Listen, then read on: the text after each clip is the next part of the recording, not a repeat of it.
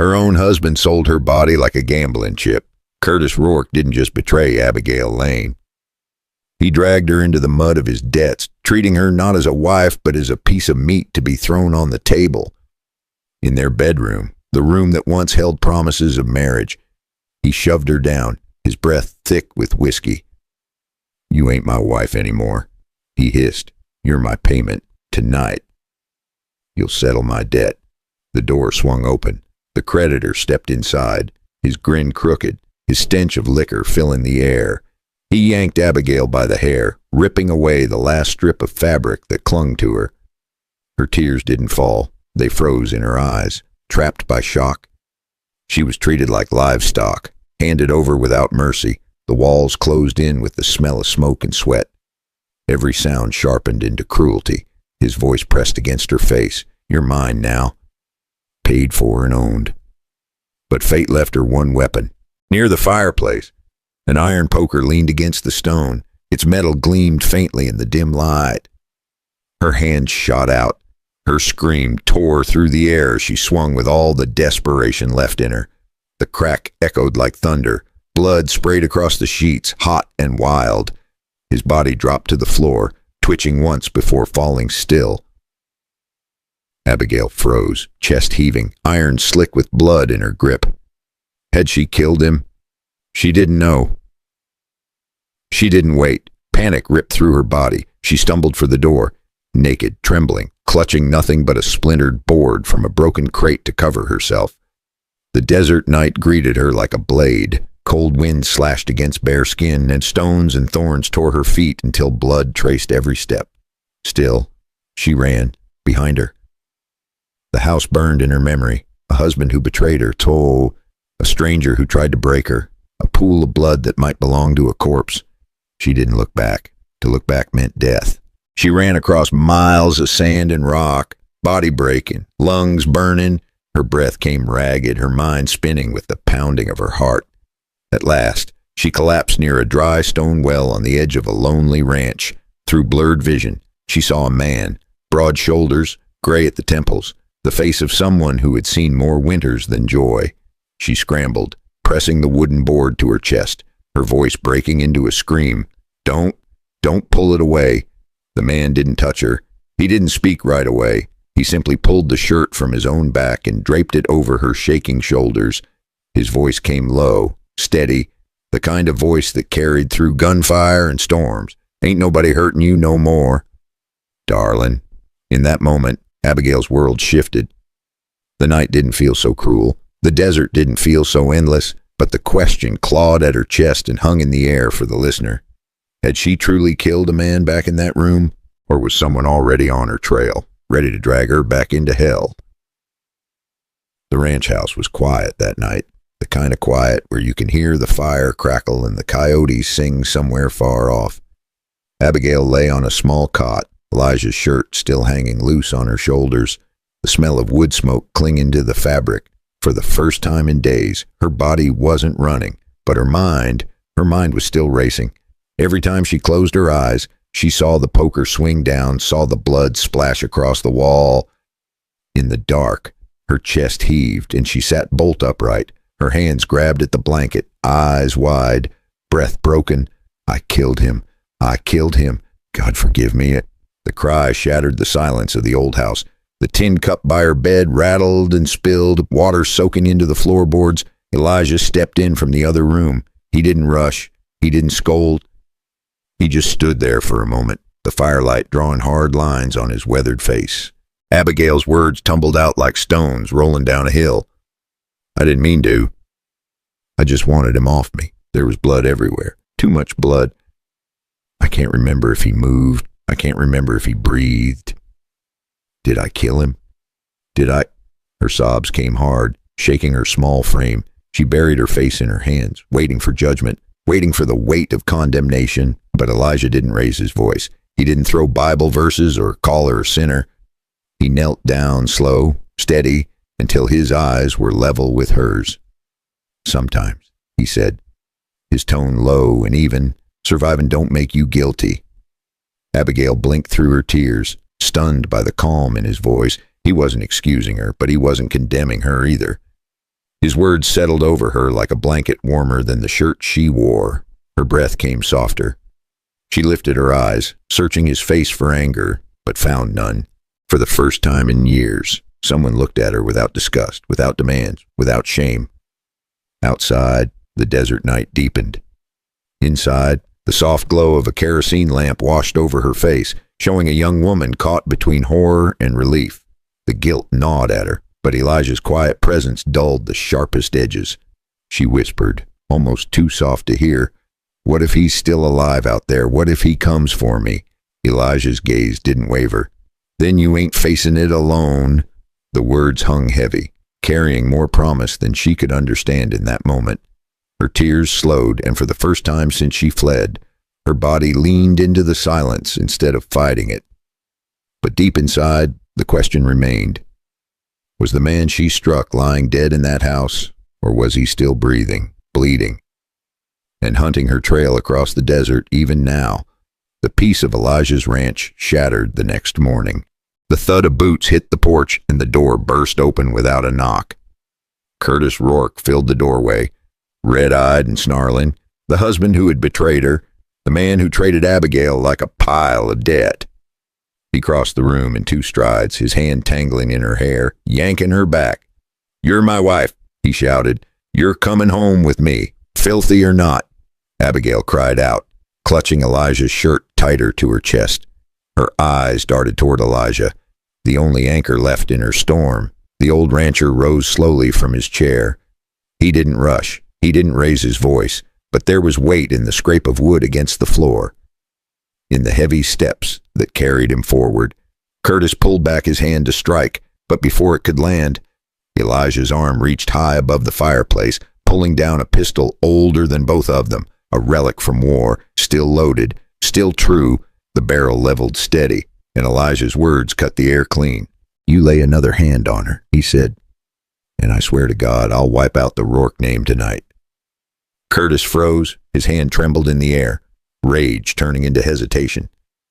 Elijah's eyes told him there would be no bluff, no mercy. Curtis shoved Abigail aside, stumbling back toward the door.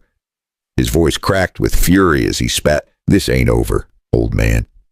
Then he was gone.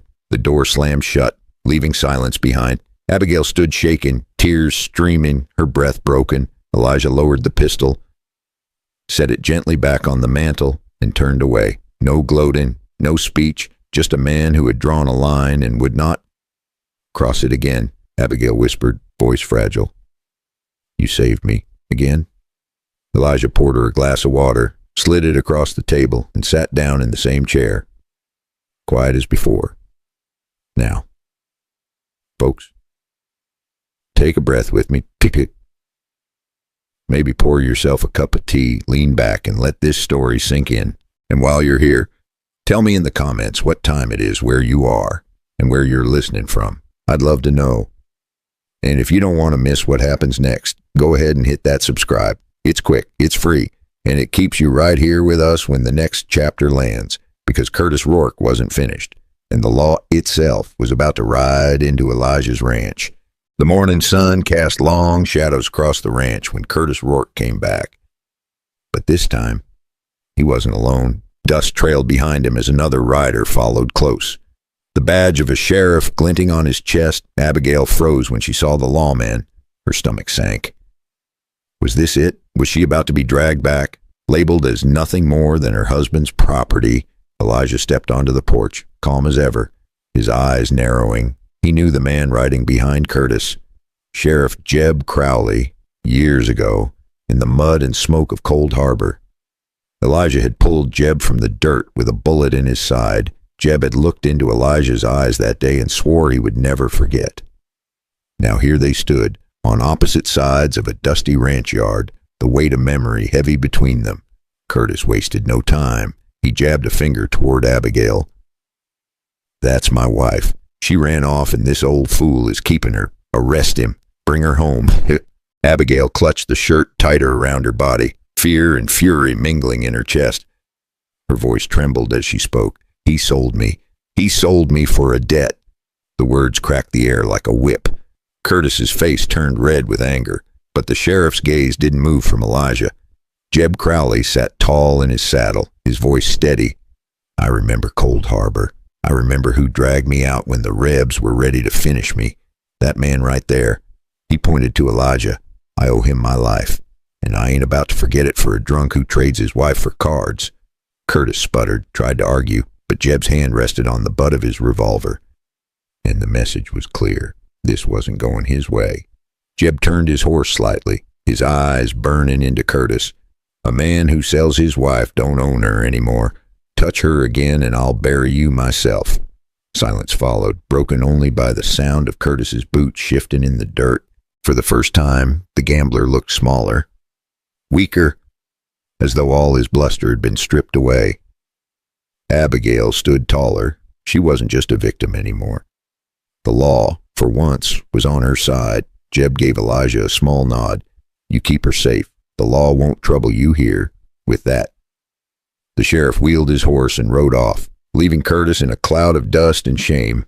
Curtis glared once more, but there was nothing left for him to say. He climbed onto his horse and followed the sheriff out, beaten in a way no cards could undo. Abigail watched them go, her heart pounding, her chest tight with something she hadn't felt in years. Hope. Inside the ranch, Elijah returned to his chair, poured himself a cup of black coffee, and said nothing at all, but Abigail's eyes glistened with gratitude. For the first time, she wasn't chained by fear. Yet the desert has a way of keeping secrets. And as the wind whistled across the ranch, Abigail's heart whispered a question she couldn't silence.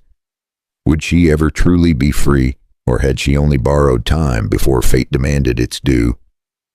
The days that followed moved slower than the desert sun. Abigail stayed at Elijah's ranch, her bare feet finding the worn boards of the porch, her hands learning the rhythm of chores she'd never done before. Feeding chickens, carrying buckets of water, stacking firewood. At first, her body shook with every sound outside, every rider passing in the distance, but each evening, Elijah's steady presence kept the shadows from swallowing her whole. He never asked for her story again. He never demanded anything at all. He simply gave her space. And in that silence, she found pieces of herself returning. Some nights she laughed softly, the sound surprising even her own ears. Other nights, she would look at Elijah across the table and see not just a man, but a safe harbor, the kind she had thought did not exist. Yet deep inside, fear still whispered. Curtis's threats, the memory of blood on the floor, the thought of eyes watching her from the darkness. She could not let Elijah carry that danger. One night, with the desert wind scratching at the windows, she sat by candlelight and wrote a few lines on a torn piece of paper. Her hand trembled, but her words were steady. You saved me, Elijah. But if I stay, he might come for you too. I'll return when I'm no longer a danger to you. She folded the note, placed it on the table, and laid his old shirt neatly beside it. Then she stepped out into the night, her figure swallowed once more by the desert horizon. When Elijah found the note the next morning, he didn't chase after her. He sat down in silence, the shirt across his lap. The candle burned low. His weathered hands gripped the fabric as if holding on to more than cloth, and with a voice no louder than the wind, he said, She came to me with nothing, and somehow left me with everything. Her absence filled the house more than her presence ever could. But in that emptiness was a reminder that even broken lives can spark light in another soul. Now, friend, let me pause the story here. What do you take from it? Do you believe survival makes someone guilty, or does it make them stronger? If you saw a woman like Abigail running barefoot through the desert, would you stop your horse too? Stories like this remind us that kindness can change the course of a life, that even a stranger can stand between despair and hope. And sometimes the most powerful love is the kind that never speaks its name. If this story touched you, give it a like so more folks can hear it.